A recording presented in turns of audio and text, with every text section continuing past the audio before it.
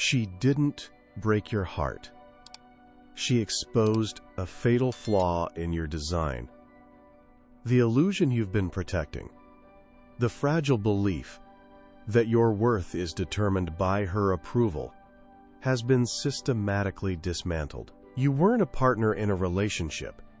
You were a subject in an experiment, and the final data point was your complete and utter collapse. She didn't leave you. She deconstructed you, piece by piece, watching with cold curiosity to see how long it would take before the entire structure of your identity crumbled into dust. And you did not disappoint. You crumbled beautifully. Think back to that exact moment, not the moment she said the words, but the moment you understood them.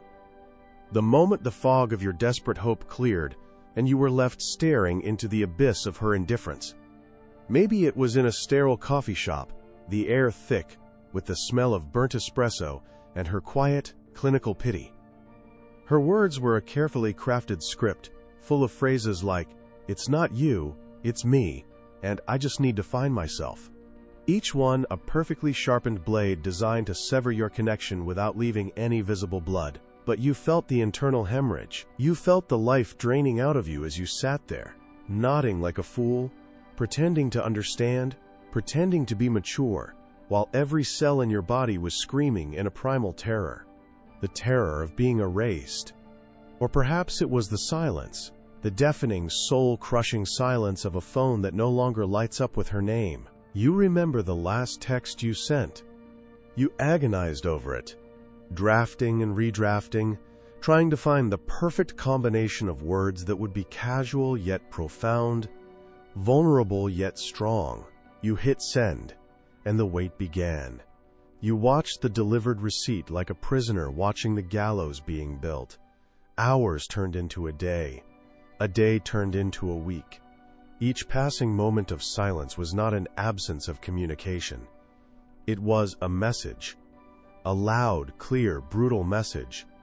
You are not worth a response. You do not exist. You became a ghost in your own life, haunting the digital hallways of her social media, searching for clues, for any sign of the life she was now living without you. Each happy photo she posted was a fresh twist of the knife. Each comment from someone new was another nail in your coffin. You weren't just rejected, you were rendered irrelevant. This suffering, this gnawing, obsessive agony that you mistake for love, is nothing more than the raw, unfiltered operation of the will. The philosopher Arthur Schopenhauer identified this force centuries ago. He saw it not as a romantic yearning, but as a blind, insatiable, and fundamentally stupid engine of desire that drives all living things. This will is the root of all suffering. It doesn't care about you. It doesn't care about her. It is a cosmic hunger that latched onto her as its object, and now that the object has been taken away, the hunger has turned inward. It is consuming you. Every desperate plea, every moment of weakness, every tear you shed is just fuel for this fire. You think you miss her, but what you truly miss is the temporary silencing of that engine. Schopenhauer observed that a man can do what he wills, but he cannot will what he wills. You are a slave to a will that is not your own. You chose to pursue her, but you did not choose the desperate, life-destroying need that came with it. That was programmed into you. Before we begin the process of dismantling this internal tyrant, before we teach you how to starve this will and forge its energy into a weapon of personal power, I have a command. This is not a request. This is your first strategic action. Subscribe to Dominio Psicologico and activate all notifications. Like this transmission to signal your commitment to the operation. And in the comments below, I want to know the battlefield you are fighting on. Declare your location. Tell me the city or country you are watching from. Let's create a map of this new empire of the mind, a network of men who are refusing to be puppets of their own biology. Let me know the trauma of power that has marked you, the humiliation that has set you on this path. We will use that fire, The pain you feel right now is immense, but it is also a gift. It is the necessary catalyst for a total transformation. Most men will simply endure this pain until it dulls, until they find a new distraction, a new object for the will to latch onto, and they will repeat the cycle of suffering until they die. But you will not. You will use this moment of absolute brokenness as the foundation for building an unbreakable self. You will learn to see her not as the love of your life, but as the stress test that revealed a critical vulnerability in your operating system. And you will rewrite the code. What if you could face her again, not in a fantasy of revenge, but in a chance encounter a year from now? And in that moment she sees you, and instead of the needy, broken man she discarded, she is confronted by a man who radiates a quiet, unshakable self-possession. A man whose peace is not contingent on her approval or anyone else's. A man who looks at her not with anger, not with sadness, but with the serene, detached indifference of a king observing a former subject. That is not a fantasy. That is the objective. This is the art of annihilating neediness and forging a power so absolute that it requires no external validation. The process begins now. Let's begin the autopsy. Your relationship didn't die from a sudden, catastrophic event. It died a slow death from 1,000 invisible cuts.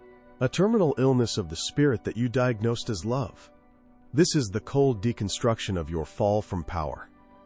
We are not here to mourn. We are here to analyze the operational failures that led to your defeat, so it never happens again. You believe she broke your heart. The truth is far more humiliating. You handed her the hammer and chisel and showed her exactly where the fault lines were. The entire structure was compromised long before the final collapse. The first stage of your capitulation was emotional concession. It began subtly. You mistook it for kindness, for the normal give and take of a partnership. It wasn't. It was the first test. She wanted to see if your frame was solid, or if it was hollow. Remember that Friday night? You had plans with your friends, plans you'd had for weeks. You were looking forward to it. Then, a few hours before, her text arrived. I'm having a really bad day. I just want to stay in and watch a movie with you. Your mind immediately went into problem-solving mode. You saw her distress, and your programming kicked in. The programming of the provider, the protector, the good boyfriend. You weighed your options. On one hand, your commitment to your friends. On the other, her immediate emotional need. You told yourself it was a noble sacrifice. You canceled on your friends, absorbing their disappointment, and rushed to her side with takeout and a movie she wanted to see. You felt like a hero. In that moment, you believed you were strengthening the bond. What you actually did was communicate a fatal piece of intelligence. Her emotional state has veto power over your life, your commitments, and your word.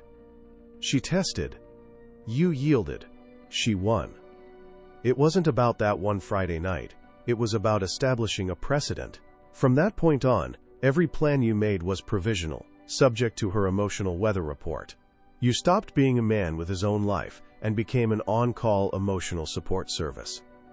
Your world began to shrink until its borders were defined by her moods. This wasn't compromise. It was the first seizure of territory in a war you didn't even know you were fighting. You traded your sovereignty for a fleeting moment of her approval, and it was the worst deal you ever made. This led directly to the second stage, the loss of control. Once she knew your internal state was tethered to hers, she consciously or unconsciously began to pull the strings. The arguments became more frequent, and their logic became more baffling. She would get angry about a female colleague's name appearing on your phone. You would calmly try to explain the professional context. You presented facts. You presented evidence. You thought you were in a rational discussion. You were wrong. You were in a power struggle. Your logic was irrelevant. The point of the accusation wasn't to uncover infidelity. It was to gauge your reaction. It was a stress test of your composure. And how did you react? You became defensive. You over-explained. Your voice got a little higher. You felt that frantic need to prove your innocence, to restore the peace, to make her feel secure again. You were so focused on managing her emotions that you completely lost control of your own. You let her emotional chaos become your chaos. She created a storm, and you allowed it to flood your entire system. The moment you became emotionally reactive, you lost. A man in control of himself cannot be controlled by another. By frantically trying to appease her, you showed her that her feelings were the remote control for your reality. She could press the anger button, and you would dance. She could press the jealousy button, and you would scramble to placate her. When you begged her to look at your phone, to read your emails, to see that you had nothing to hide, you thought you were offering transparency. What she saw was a man so terrified of her disapproval that he would surrender his own privacy, his own dignity, for a scrap of her trust. You weren't building trust. You were demonstrating that you had no unshakable core, no boundaries she couldn't dissolve with a single, well-placed accusation. This desperation for her approval metastasized into the third and most pathetic stage, the constant search for validation. Your sense of self-worth became entirely outsourced. Her smile was your success. Her frown was your failure. You started monitoring her for micro-expressions, trying to decode her every sigh, her every moment of silence. You would ask, "Is everything okay?" Not out of genuine concern, but out of a desperate need for reassurance. You needed to hear her say, "Yes, everything is fine," just so the anxiety coiling in your gut would release for a few moments. Her validation was a drug, and you were a desperate addict. This manifested in everything you did. You'd buy her gifts not purely from a place of generosity, but with an implicit hope of a specific, positive reaction that would validate your worth as a provider. If the reaction was lukewarm, you felt a crushing sense of failure. You'd plan elaborate dates, not just to create a shared experience, but to stage a performance where you were the brilliant director, and her happiness was the standing ovation you craved. You stopped living your life and started auditioning for a role in hers.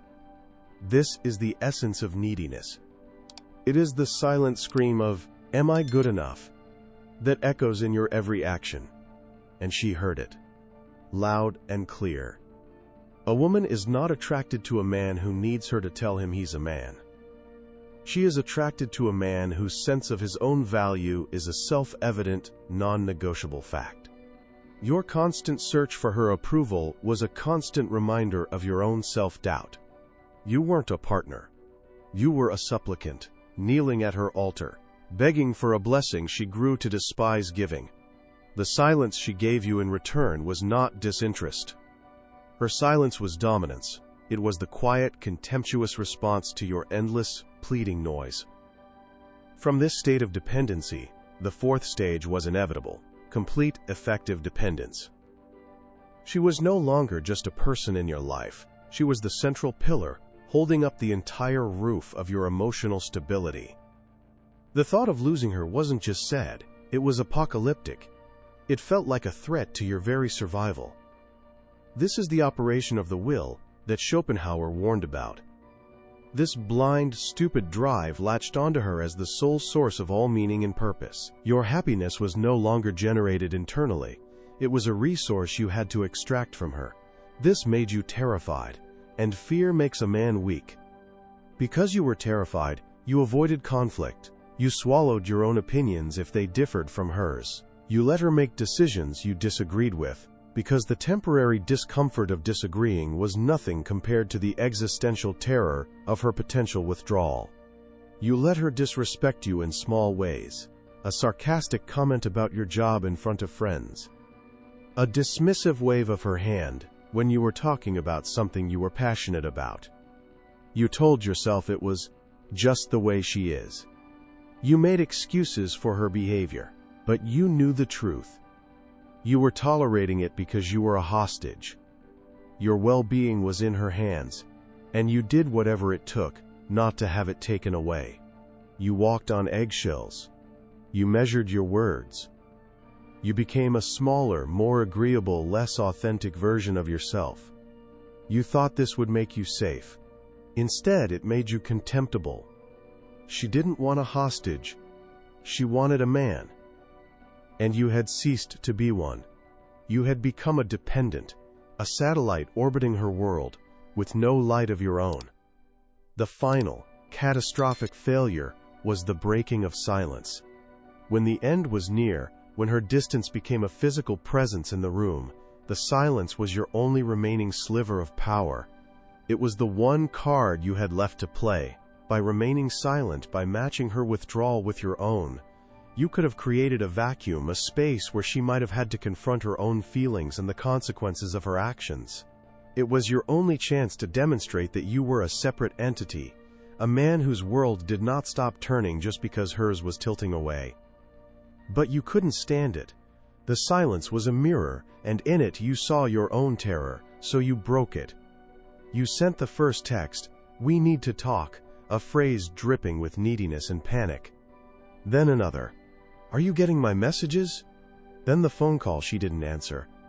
You left a rambling, pathetic voicemail, your voice cracking, a torrent of pleas and questions and whys and "what did I do wrongs?" You laid your entire pathetic, broken soul at her feet. In that moment, you confirmed all of her worst suspicions about you. You proved you were weak. You proved you were dependent. You proved you had no self-control. You proved that your emotional state was entirely in her power. When you begged and pleaded for an explanation, for closure, for one more chance, you weren't fighting for the relationship. You were fighting for another hit of the drug. She tested you one last time, with the ultimate test of silence, and you failed spectacularly. When you apologized for things you didn't do, when you promised to change into whatever version of yourself she wanted, you didn't just lose the battle.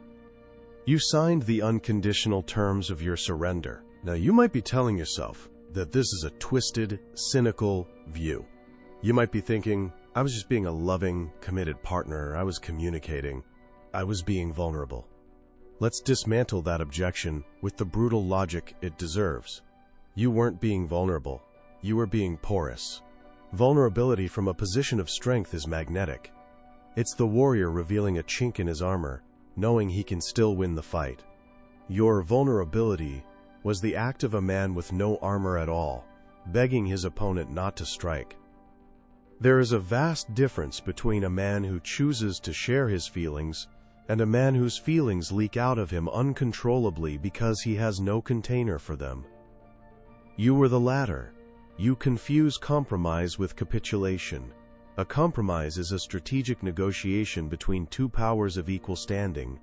Capitulation is one side giving up ground to avoid a conflict it knows it will lose. You didn't negotiate. You consistently gave up your territory, your principles, your very self, hoping that your appeasement would buy you security. It never does. Appeasement only signals weakness, and weakness invites further aggression. Before we proceed to rebuild you from the ground up, we must solidify your commitment to this new operating system. This is a command. Subscribe to Dominio Psicologico and activate every notification. That bell is your signal that class is in session. Like this video to sear this lesson into your mind. And in the comments, I want you to answer a critical diagnostic question. What was the first boundary you let her cross? Think back. The first time you said okay when you meant no. The first time you apologized when you weren't wrong. What was that moment of concession that started the avalanche? Define it. Name it. Exposing it is the first step to reclaiming your power. The fall is never visible when it happens. It doesn't announce itself. It happens in the silence of your hesitation before you agree to something you don't want to do. It happens in the split second you decide to swallow your opinion rather than rock the boat. It happens in the yes you utter, not from desire, but from fear. It was 1,000 tiny surrenders that led to the final, crushing defeat. You look at the rubble of your relationship and see her as the demolition crew. But you were the architect of the flawed design. You built a structure with a foundation of sand. A foundation of needing her approval more than you needed your own self-respect. And when the storm came, it washed away. No one is coming to save you. Not her. not your friends, not some future woman who will magically fix you. The rescue mission is internal. You are the only one who can go into that wreckage, find the black box, analyze the data from the crash, and use it to build something that is truly indestructible. The diagnosis is complete. The weakness has been identified, isolated, and exposed. Now, the real work begins. The work of forging a new self from the ashes of the old. There is no going back for the weak. Let that statement burn itself into your consciousness. There is no path that leads back to the man you were. That man is a casualty of war, a monument to a failed strategy. To attempt to resurrect him, to win her back, is to willingly return to the scene of your own execution. The only way forward is through the fire. There is only the construction of the new. What we are about to undertake is not an emotional healing process. It is a tactical reconstruction. It is the cold, methodical assembly of a man who is structurally incapable of ever being broken in the same way again. We are not here to mend your heart. We are here to armor it. Your first command is to cut the excess. This is the protocol of total operational blackout. You will sever all lines of communication. This is not a suggestion. It is a direct order. Delete her number. Do not just remove it from your favorites, erase it from existence. Block her on every social media platform. Archive every photo. Burn every letter. You are not preserving memories. You are sanitizing a contaminated operational zone. Every digital artifact, every sentimental object, is a potential point of reinfection. A back door through which the virus of hope and neediness can re-enter your system. You must understand the strategic purpose of this act. This is not a childish tantrum. It is not the silent treatment. It is the establishment of a new reality. You are creating a void, a complete and total absence.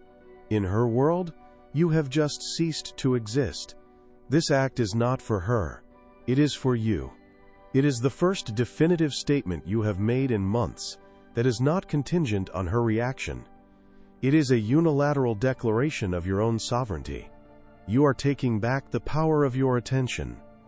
For months, your attention was a resource she consumed at will. Now the supply has been cut off. Completely. Without warning. Without explanation. The silence you are about to impose is not an absence of noise. It is a presence. It is a weapon. Your second command: install the silence. In the event that she attempts to breach your blackout, a text from a friend's phone, an email, a chance encounter, your protocol is absolute. You do not respond. To respond is to lose. A single word from you is a catastrophic system failure. It tells her, "My fortress has a breach. Your power over me is still intact. My silence was just a tactic, not a transformation." Your non-response is the most powerful message you can possibly send. It is a message of pure, unadulterated indifference. Indifference is a force more devastating than hatred. Hatred is still an investment of emotional energy. Hatred says, "You still matter enough for me to despise you." Indifference says, "You do not register. You are irrelevant data." Schopenhauer understood that the will is a force of constant striving. It seeks engagement. It seeks reaction. It seeks a target. By providing nothing, you starve her will of its object. You become a smooth, frictionless surface, off which her attempts at control simply slide. She might escalate. Her messages may become angry, then pleading, then concerned. You will observe this data with the detached curiosity of a scientist watching a lab rat press a lever that no longer dispenses a reward. You will not engage. You will not explain. You will not justify. Do not reconquer. Replace with a sharper silence. Her power was built on her ability to provoke a reaction from you.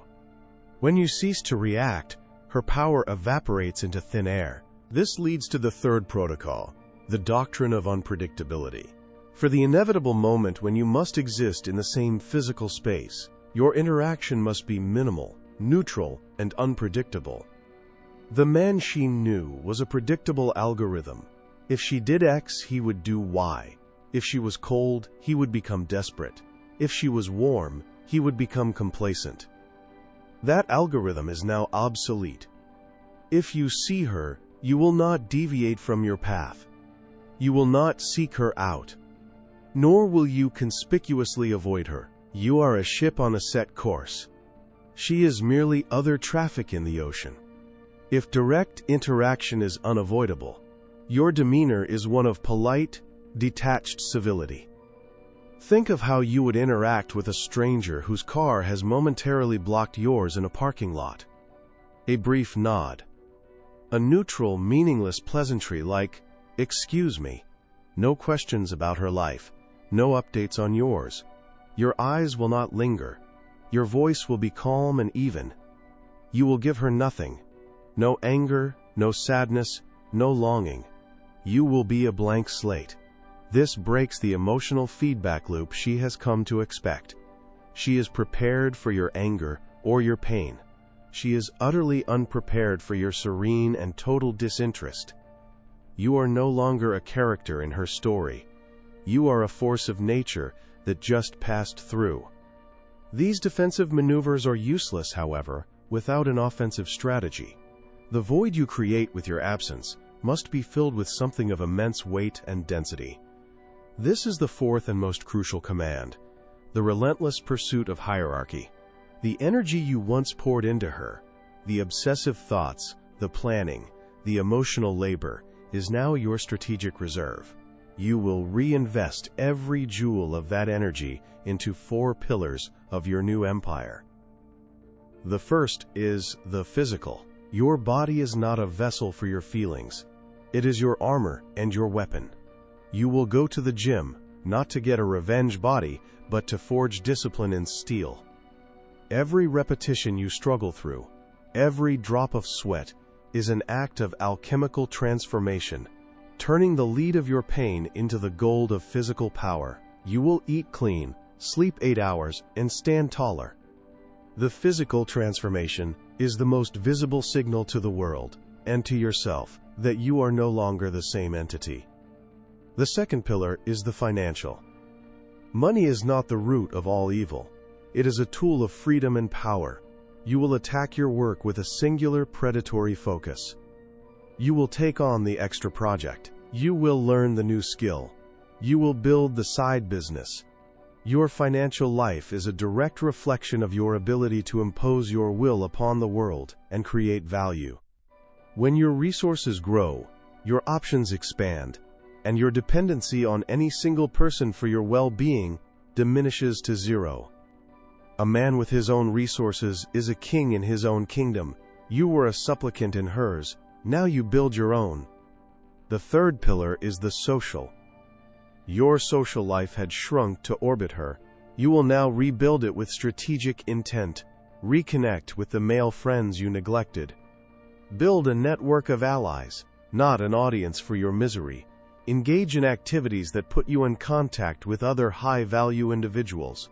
This is not about immediately finding a replacement for her. To do so would be to repeat the same error, simply redirecting the will to a new object. This is about demonstrating to yourself and the world that your value is not derived from a single relationship. It is about becoming a man whose presence is sought, whose time is valuable, and whose world is populated by those who respect him. The final pillar is the symbolic.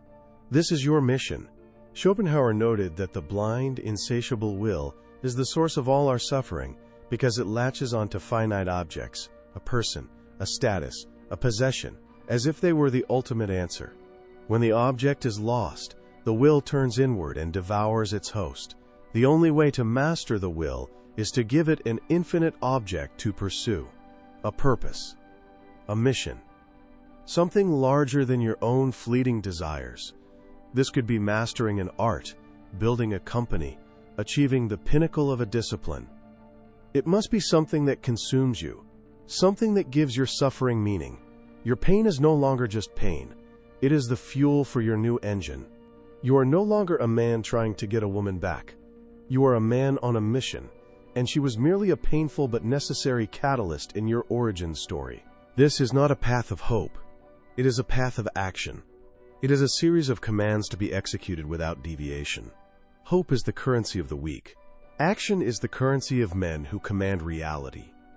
You have been given the operational blueprint for your own reconstruction. The materials are your own pain, your own discipline, your own will to power. It is time to execute. Subscribe to Dominio Psicologico and activate all notifications, because each video is a new command in this campaign. Like this transmission to signal your compliance. And in the comments below, declare your new mission. I don't want to hear about her. I want to hear about the empire you will build. What is the one skill, the one project, the one singular focus that you will now pour all of your energy into? Let the world be your witness. A man who wants to be loved will be discarded. A man who imposes his presence will be feared. And fear, when it is rooted in respect for undeniable power, is a far more stable foundation than the shifting sands of affection. You will not beg for a place in her life. You will build a life so compelling, so powerful, and so complete that her absence is a footnote, not the headline. Be an absence that has weight, not a presence that begs. The work is hard. It is lonely. It will feel, at times, like you are carving a new soul out of stone with your bare hands. You are. And when you are done, you will not look back at her with anger or longing. You will look back at the man you used to be with a cold, detached pity. He had to die so that you could be born. Now begin the work. Let us return to the scenario we outlined at the beginning of this transmission. The stress test. The moment the universe, with its cruel sense of irony, places her back in your path. A year has passed. Maybe 2. It doesn't matter. You are in a bookstore, tracing the spine of a book on military strategy. You are not there to be seen. You are there on your mission, absorbing knowledge, sharpening your mind. And then, you feel it. A shift in the energy of the room. A pair of eyes on you. You look up, not with alarm, but with the slow, deliberate calm of a man who owns the space he occupies. It is her. And in that split second, the entire history of your past self flashes before your eyes. The pleading, the desperation, the weakness. You see the ghost of the man you were, but you do not feel him. He is a foreign entity, a character from a book you read long ago. She is frozen for a moment, and you can see the calculations running behind her eyes. She sees the physical change, the way your suit fits your shoulders, the absence of nervous energy in your posture, the quiet intensity in your gaze.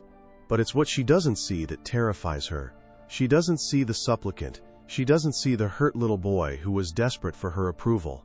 She is looking for a flicker of recognition, a sign that her appearance has impacted your state.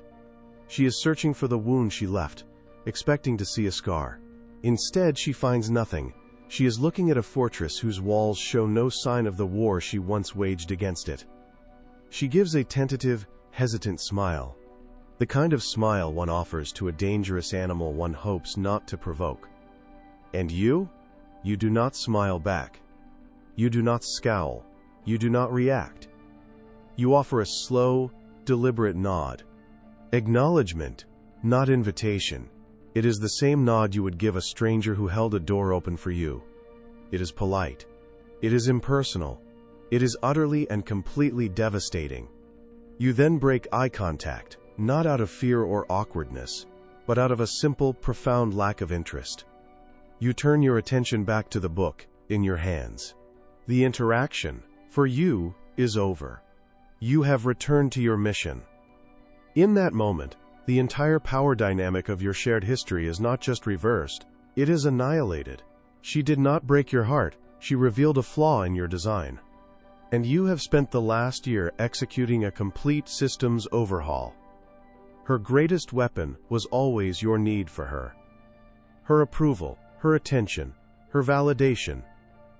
When you look at her and feel nothing, you are not just showing her she has lost. You are showing her that the game she was playing no longer exists. She came to the battlefield expecting to face her old opponent, only to find the entire landscape has been terraformed into a monument to your new power, and she is nothing more than a tourist. You did not flip the chessboard over in anger. You simply walked away from the table, got on a spaceship, and colonized a new planet. Her game of moving pawns and knights is irrelevant to a man who now commands star systems. This is not revenge. Revenge is an emotional transaction. It is a desperate attempt to balance a perceived injustice. It keeps you tethered to the person who wronged you, forever locked in their orbit. What you have achieved is transcendence. You have risen to a level of existence where her actions, past and present, are as relevant to you as the shifting of dust on a distant moon. Your silence was not a tactic to win her back. Your silence was the sound of you building a new world. A world with its own laws of physics, its own sources of energy, its own supreme creator. You. The respect you now command is not something you asked for. It is a byproduct of your self-mastery. It is imposed by your very presence, by the undeniable reality of the man you have forged in the fires of your own suffering. Men beg for respect and are given pity. You built an empire of self-sufficiency, and the world has no choice but to recognize its sovereignty. Her memory of you is now a lie. The weak, needy man she discarded is a fiction she tells herself to justify her actions. But the man she just saw, the man who looked through her as if she were made of glass, is the truth. And that truth will haunt her in a way your anger never could. She will go home and question everything, not because you were cruel, but because you were indifferent. Your indifference is the final, irrefutable proof that her power over you is gone. She was the sun in your universe, and you have become a black hole, a force so dense with purpose that her light cannot even escape your gravitational pull. She will be consumed by the question, what happened to him, while you will not even remember the encounter by the next day. That is the final victory, not in making her suffer, but in reaching a state where her existence is no longer a factor in your equation. This is your final directive in this training. You are to become the architect of your own reality, a reality so powerful and self-contained that no external force can destabilize it. This is not a journey of healing. This is a campaign of conquest, the conquest of the self. Before you go and execute, there is one final command. Subscribe to Dominio Psicologico. Activate all notifications, for the war against weakness is fought daily, and these transmissions are your ammunition. Like this video to signal that you have received and understood this final protocol. And in the comments below, answer this one final question. What version of you has to die today so that the man you are destined to become can be born? Name the weakness. Give it a name, and then leave it here in this digital graveyard. The day she doubts who you have become, it will already be too late.